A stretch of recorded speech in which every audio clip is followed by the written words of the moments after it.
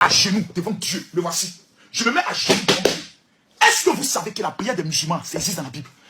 Parce que même la Bible que vous lisez, il y a des erreurs assez graves qu'on ne veut pas vous révéler. Si je vous prends aujourd'hui les erreurs de la Bible, les incohérences de la Bible, vous allez fuir ici. Mesdames, mesdemoiselles et messieurs, c'est un débat qui fait peur. Entre les chrétiens et les musulmans, qui sont les plus bénis? En Côte d'Ivoire, il y a les chrétiens, on est plus nombreux, mais qui gèrent l'économie du pays? Qui gère la présidence de la République depuis plus de 15 ans? Qui gère l'économie de notre pays? L'argent du pays là, c'est qui gère ça? C'est les chrétiens? Non, c'est les musulmans. Il y a des États musulmans, il n'y a aucun État chrétien. Chez les musulmans, il faut essayer d'aller ouvrir mosquée, plutôt église. Va en Arabie Saoudite pour dire Alléluia, Amen. Que le Seigneur vous bénisse. Je viens de la part de Jésus-Christ. On n'a pas une tête. C'est qu'elles ne sont pas musulmans. Il faut aller au Koweït. Va en Iran. Va prêcher. Pour dire Alléluia. Le Saint-Esprit est là. Si ton page plaît, tu n'as pas dit non. Mais tous les États qui étaient des États chrétiens, la France, le Portugal, l'Angleterre, l'Espagne, les musulmans sont rentrés là-bas. Ils ont fait en sorte que les États sont devenus les États laïcs. Ils implantent leurs mosquées. Mais il faut aller chez eux. Pour dire d'aller implanter une église, ils vont te tolo. Parce qu'eux ne jouent pas avec l'histoire de religion. Je vais vous donner les 5 raisons qui prouvent et qui font en sorte que les musulmans sont plus bénis que les chrétiens. Les musulmans, voici des gens que nous on dit ne sont pas dans la vérité. Voici des gens que nous on critique, on dit non, eux ils vont là. Voici des gens que nous on dit ne sont pas dans la vérité. Mais regardez combien de fois ils prient que nous. À 4 h du matin, le musulman est déjà sur pied. Allahu Akbar, il commence à prendre possession de l'esprit du jour. Parce que Dieu a parlé à un homme qu'on appelle Job.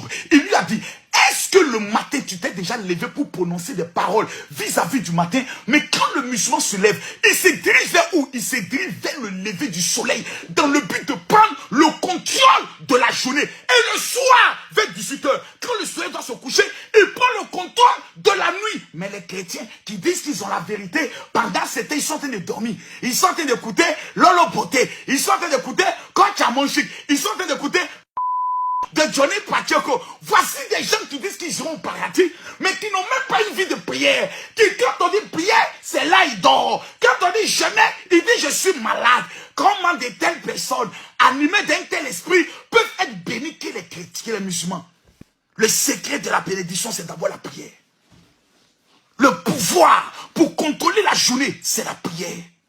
À 4 h du matin, le musulman est déjà debout. À 4 h du matin, le chrétien est en train de dormir. Donc, entre un dormeur et un homme de prière, qui Dieu va bénir? Les chrétiens, dites aux chrétiens de prier, allez à l'église, dites Alléluia, Alléluia, nous allons prier. Oh, Seigneur éternel des armées, Dieu d'Abraham, Dieu d'Isaac, Dieu de Jacob, que ton nom soit sanctifié, que ton règne vienne, que ta volonté soit faite sur la terre, puis la chine dans sa bouche, hein. Va faire sur la terre comme au ciel. Il regarde la tenue de l'autre frère. Il a comme il a pied. Dans l'église. On est assis dans l'église. On est dans l'église. On dit prions. On est obligé de demander pardon. Les gars, levez-vous, priez. Oh, on est fatigué. Depuis qu'on se lève, on s'assoit. On se lève, on s'assoit. Faut faire vite, on quitte ici. Nous, on a du boulot à faire. T'as une femme vient musulman, téléphone. T'as une femme vient musulman à la mosquée.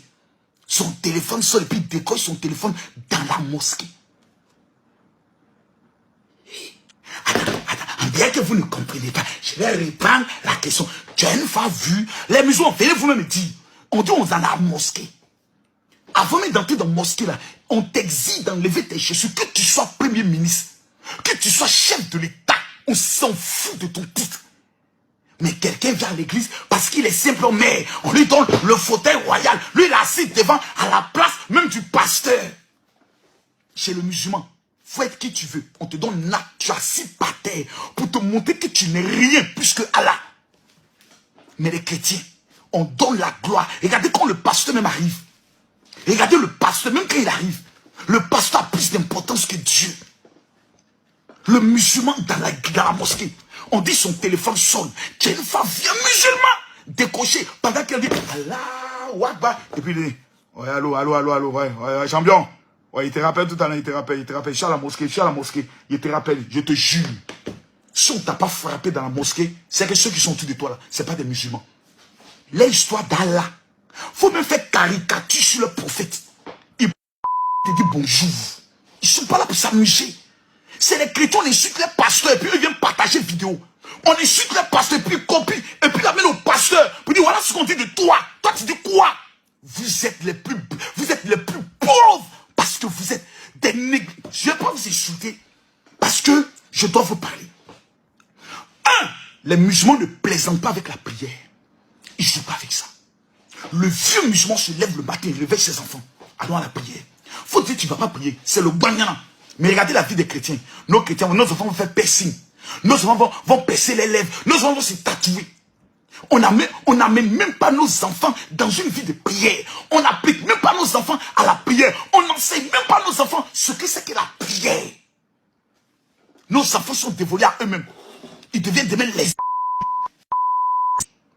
Et puis on est là, pasteur, mon enfant là, il a été attaqué. Mais est-ce que tu enseignes à ton enfant sur la valeur de la prière? Est-ce que tu te réveilles tous les matins avec tes enfants pour les exiger ce qu'on appelle le pouvoir de la prière?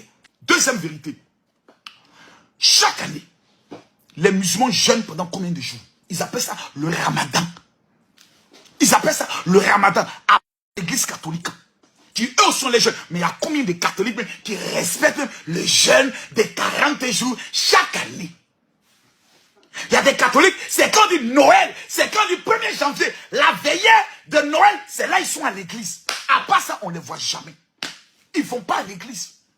Je vais venir à ça tout à l'heure. Mais quand on dit chaque année, les musulmans sont au carême. On dit tous les maquis même sont vides. Tellement que les musulmans de Côte d'Ivoire sont les meilleurs clients des maquis. Mais quand il s'agit de les jeunes, ils mettent le plaisir à côté. Ils mettent amusement à côté. Ils mettent distraction à côté. Ils mettent buzz à côté. Ils sont concentrés dans les jeûnes. Parce qu'ils savent que c'est dans la période du jeûne qu'on va demander pardon à Allah. Qu'on va demander pardon à Dieu. Mais le chrétien, il faut lui dire, demande à 3 jours de jeûne. Oh! Moi, le médecin même m'a dit que... le médecin dit que moi, là, j'ai une maladie. Là, si je jeûne, il va mourir.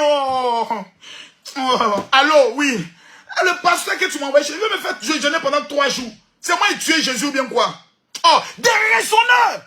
Des gens qui passent la vie à discuter, à raisonner, pendant qu'ils n'ont rien, ils n'ont que des malheurs. Mais ils ont la grande gueule de toujours discuter. Et demain, je ne comprends pas ma vie, tout ce que j'ai fait, ça ne marche pas. Tu as une fois jeûné pendant 20 jours. Tu as une fois pris un mois de jeûne. Tu sais ce qu'on appelle le miracle. La bénédiction est une guerre. Les musulmans, chaque année, ils sont en jeûne. Le ramadan, pendant près d'un mois. Tant que la lune ne sort pas, ils doivent encore continuer. Pendant ce temps, où sont les chrétiens? Ils sont sur Facebook, en train de discuter, en train de s'insulter, en train de parler mal. Allons plus loin.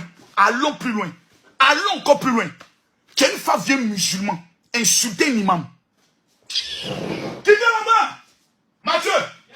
Toi, tu as déjà vu un musulman faire une vidéo pour insulter un imam? Jamais. Toi, tu as déjà vu? Est-ce que tous les imams, ils sont parfaits? Il y a des imams qui ne sont pas parfaits. Il y a des imams qui font un peu de maraboutage, qui sont aussi dans des marmailles. Mais est-ce que tu as déjà vu un musulman insulter son imam? Jamais. Allez à l'église. Femme mougue le prêtre. Et puis elle fait chanter le prêtre. En tout cas, si tu me donnes pas ce que moi, il t'a demandé là. Moi, il allait casser les papos sur les réseaux sociaux. Il allait tout dire. Que tu m'enseignes, que tu n'es pas assumé. Pourtant, quand tu écartais ton gros et que le prêtre était en train de te là, nous, on n'était pas là-bas. Maintenant que c'est gâté, tu viens nous appeler. On n'est qu'à venir gâter le nom du prêtre. Qui sont ceux qui vendent les pasteurs? Ce sont les chrétiens. Qui sont ceux qui insultent les pasteurs? Ce sont les chrétiens. Qui sont ceux qui dévoilent les secrets des pasteurs? Ce sont les chrétiens. C'est eux qui partagent. Lorsqu'on dit quelqu'un est en train de dévoiler un pasteur, les chrétiens sont là-bas. Hé, t'as vu? Hé, vous les pasteurs là, à cause de vous-même là, on est...